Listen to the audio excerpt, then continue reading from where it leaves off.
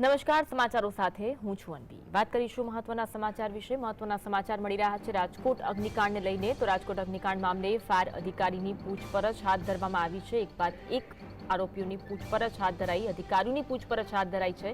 Deputy chief fire officer બીજે ઠેબાની પૂછપરછ હાથ ધરવામાં આવી છે। ભક્તિનગર પીઆઈ મયુરસિંહ સરવૈયા અને ફાયર ઓફિસરને ક્રાઇમ બ્રાન્ચ ખાતે લાવવામાં આવ્યા છે અને તેમની સઘન પૂછપરછ કરવામાં આવી રહી છે। ફરિયાદ દાખલ થયા બાદ બીજે ઠેબા પોતાનું નિવેદન આપી ચૂક્યા છે।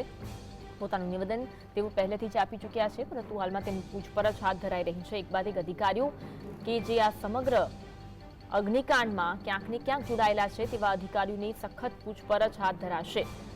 રાજકોટમાં જે અગ્નિકાંડ થયો, 27-28 લોકોના અગ્નિકાંડમાં મોત થયા છે। તપાસનો એક તરફ ધમધમાટ જોવા મળી રહ્યો છે, એક તરફ છે અધિકારીઓની બદલી કરવામાં આવતા લોકોમાં રોષ જોવા મળી રહ્યો છે। ત્યારે ફરિયાદ દાખલ થયા બાદ બીજે ઠેબા જે પોતાનું નિવેદન પહેલા જ આપી ચૂક્યા છે।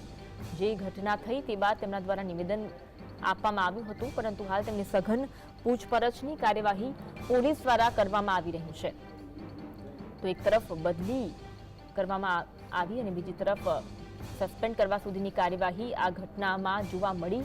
ભક્તિનગર પીઆઈ મયુરસિંહ સરવૈયાની પણ પૂછપરછ હાથ ધરાઈ રહી છે। ફાયર ઓફિસરને પણ ક્રાઇમ બ્રાન્ચ ખાતે લાવવામાં આવ્યા છે। એક બાદ એક અધિકારીઓ કે જેમને ક્રાઇમ બ્રાન્ચ ખાતે લાવીને સઘન પૂછપરછ હાથ ધરાઈ રહી છે। આ જે ઘટના બની છે જેમાં તંત્રનું બેજવાબદારી ભર્યું નિવેદન, કારણ કે આ એકમ જે ગેમિંગ ઝોન હતું ત્યાં તેમણે એનઓસી ન લીધી હોવાનું તપાસમાં સામે આવ્યું છે।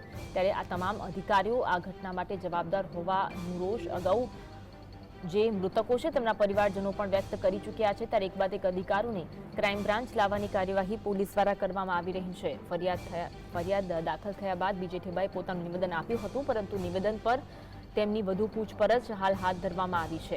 એક બાદ એક અધિકારીઓ છે જેમને ક્રાઇમ બ્રાન્ચ લાવવામાં આવે છે। આ સમગ્ર ઘટના મામલે એસઆઈટીની પણ રચના કરવામાં આવી। એક તરફ એસઆઈટી અને ગૃહ રાજ્યપ્રધાનની બેઠકનું પણ આયોજન કરવામાં આવ્યું। બેઠક મળી, જેમાં બેઠકમાં ગૃહ રાજ્યપ્રધાન દ્વારા આદેશ આપવામાં આવ્યા છે કે જે પણ જવાબદાર લોકો છે તેમના વિરુદ્ધ કડકમાં કડક કાર્યવાહી કરવામાં આવે। બીજી તરફ પૂછપરછનો દોર યથાવત જોવા મળી રહ્યું છે। પૂછપરછના અંતે નવા ખુલાસા થાય તો નવાઈ નહીં।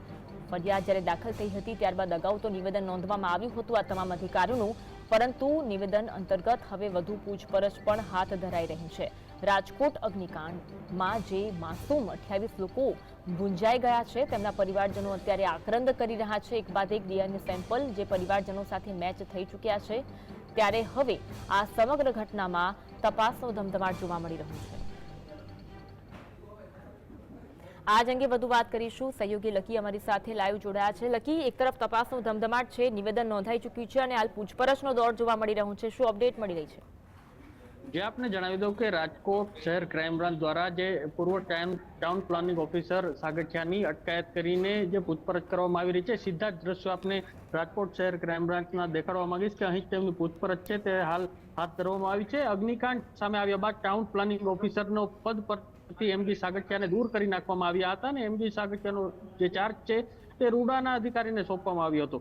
ત્યારે જ્યારે મ્યુનિસિપાલિટી કોર્પોરેશન ખાતે જે કોન્ફરન્સ રૂમ ખાતેથી જ ક્રાઇમ બ્રાન્ચે તાત્કાલિક ધોરણે જે તેમની અટકાયત કરી લેવામાં આવી છે ને હાલ જે ક્રાઇમ બ્રાન્ચ ખાતે જ અંદર તેમની પૂછપરછ છે તે હાલ હાથ ધરવામાં આવી છે। હાલ જે કહી શકાય કે તો બીજી તરફ ટાઉન પ્લાનિંગ જે ઓફિસર બાદ જે ફાયર વિભાગના જે અધિકારી છે તેમની પૂછપરછ હાલ તો હાથ ધરવામાં આવી છે। બીજે ઠેબા છે તેમની જે અટકાયત કરીને જે ભક્તિનગર પીઆઈ છે મયુરસિંહ સરવૈયા તેમના દ્વારા તેમની અટકાયત કરીને અહીં રાજકોટ ક્રાઇમ બ્રાન્ચે પૂછપરછ કરવામાં આવી રહી છે। હાલ તેમને જ પણ અહીં જે રાજકોટ શહેર ક્રાઇમ બ્રાન્ચ ખાતે લઈ આવવામાં આવ્યા છે। જી લકી, અત્યાર સુધીની તપાસ જે થઈ છે અને તપાસની અંતે હાલમાં શું અપડેટ પ્રાપ્ત થઈ રહી છે તપાસને લઈને?